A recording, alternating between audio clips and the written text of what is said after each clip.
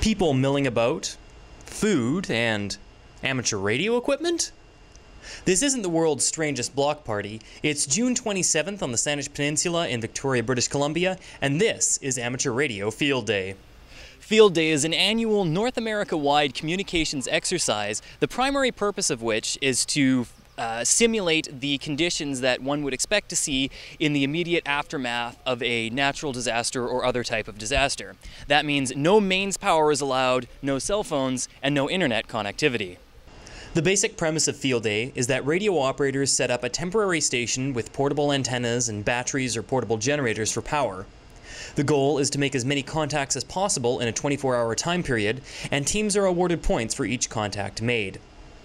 Victoria, BC's WestCoast Amateur Radio Association has been participating in the Field Day activities for many decades, and 2015 was just the latest installment. Plastic scanner guy.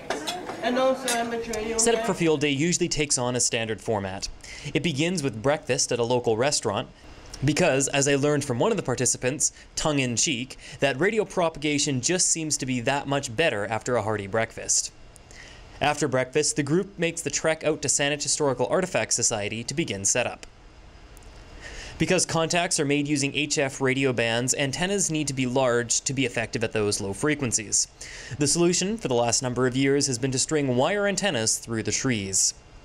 The logistics of getting the wire up so high might be difficult if it wasn't for Jens and his giant slingshot. Jens, an arborist by trade, uses his slingshot to shoot weighted tennis balls over the tree branches.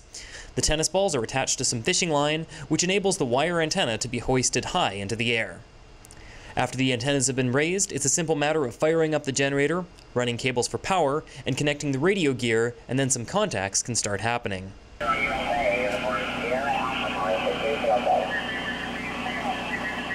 This year, the Field Day setup has two separate amateur radio stations. We've got one off in the distance over here, set up with a long wire antenna, and a second single sideband HF voice station over there in the trailer, set up with an HF loop antenna. While Field Day is all about radio communications in difficult circumstances, it also encompasses a huge social aspect, giving radio operators, their families, and random guests the ability to interact and socialize.